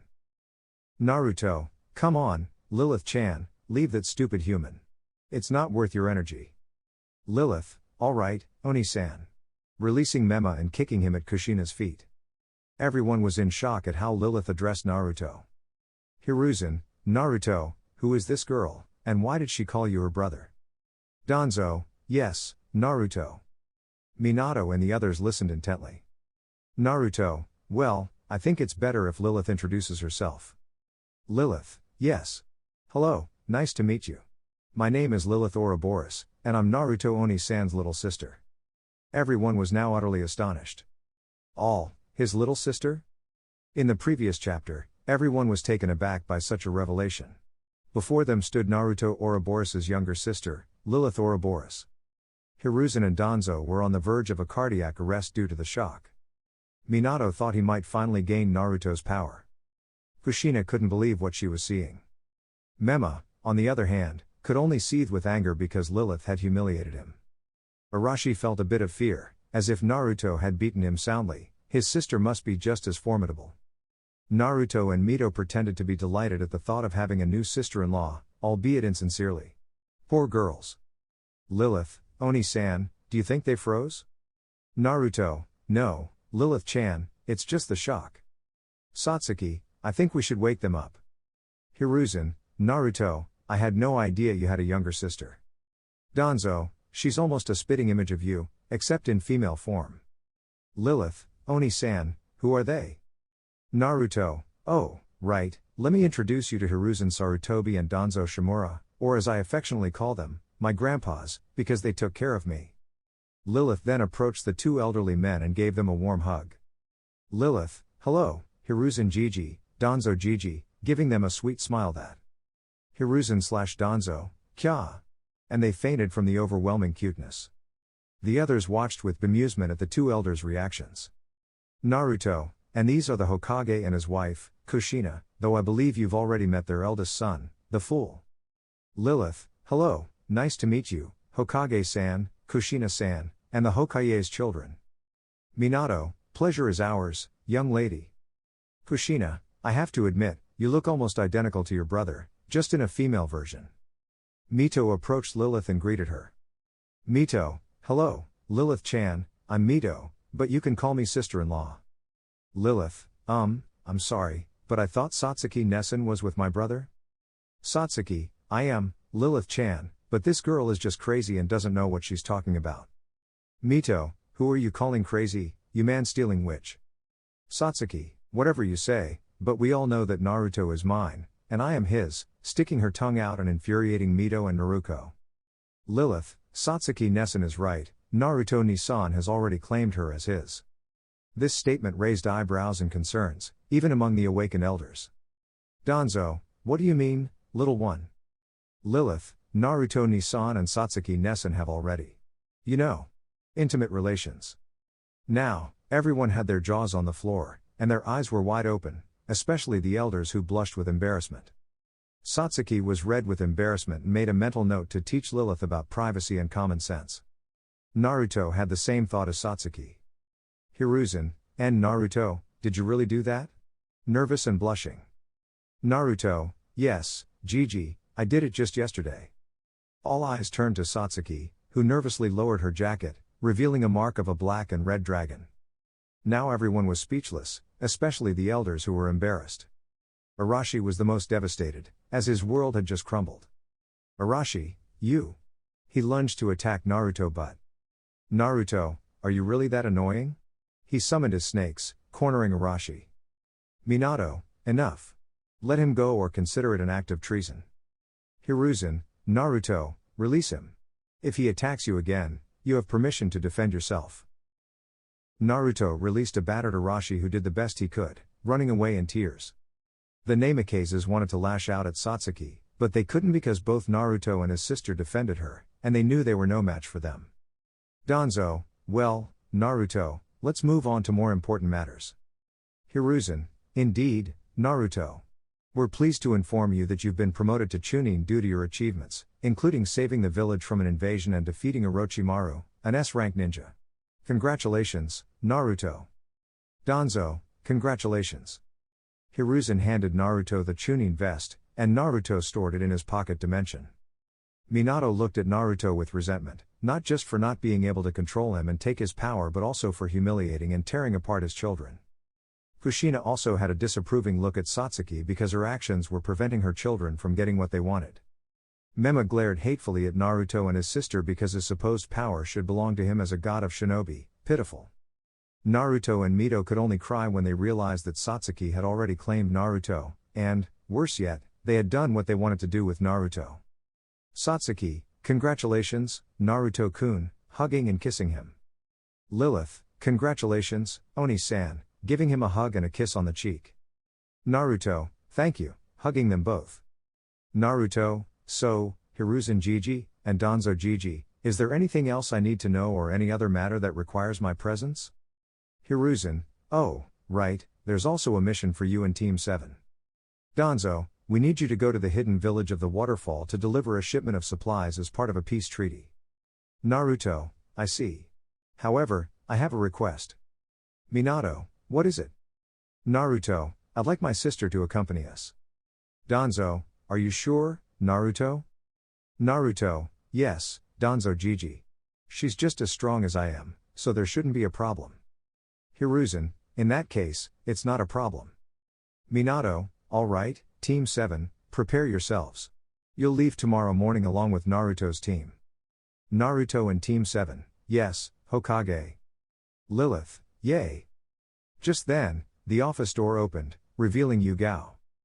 Yu Gao, Hokage-sama, the mission was a success. Minato, well done, Yu Gao. Please leave the report. Yu Gao, yes, Hokage. Naruto. Hello, Yu Gao Nessen. Yu Gao, Atoto. Naruto, long time no see, Yu Gao Nessen. Yu Gao couldn't hold back her tears any longer and rushed to hug her younger brother. Yu Gao, Naruto, my little brother. It's been so long. You have no idea how much I've missed you. Naruto, likewise, Yu Gao Nessen. Lilith, Oni-san, who is she, and why do you call her sister? Yu Gao looked at the girl and was taken aback by the resemblance to Naruto. Yu Gao, Naruto, who is this girl? Naruto, oh, right, let me introduce you to Lilith Ouroboros, my younger sister. Yu Gao. Lilith, hello, nice to meet you. Yu Gao, wow, Naruto, nice to meet you, Lilith-chan. My name is Yu Gao Uzuki, and I'm Naruto's older sister. Lilith, that's strange, I don't feel infinite energy and you like my brother and me. Everyone but Naruto, infinite energy? Naruto, it's the magic that represents my mother. She's known as the infinite dragon goddess, which means her magic is inexhaustible. Lilith, in fact, our snakes are made of that magic. She summoned snakes from her hands, proving her point. Everyone felt a strange but powerful energy emanating from the snakes. Yu Gao, the reason Naruto is like my little brother is that I took care of him as a baby and trained him a bit. Lilith, I see. In that case. She jumped and hugged Yu Gao. You're my Oni-san. Yu Gao didn't know what to say, her happiness doubled as she now had two younger siblings. Yu Gao, that's right, Lilith-chan, my little sister. Everyone watched the scene and had to admit they looked adorable. Naruto, well, Yu Gao Nessen, we have to go because we have a mission tomorrow, and we need to prepare. Yu Gao, I see. I wish I could go with you to catch up and get to know Lilith-chan. Danzo, actually, if you'd like, you can go as the deputy leader. We recently promoted Naruto to Chunin, and he'll be the leader of this mission along with Team 7. Yu Gao, what? Naruto then showed her the Chunin vest to confirm they were telling the truth. Yu Gao, congratulations, little brother. Naruto, thank you, Yu Gao Nessen. Hiruzen, well, Yu Gao, what do you say? Will you accept the role of deputy leader? Yu Gao, of course, I wouldn't miss it for the world. Minato, great. Tomorrow at 7 a.m., you'll need to be at the gates of Konoha. Everyone, yes.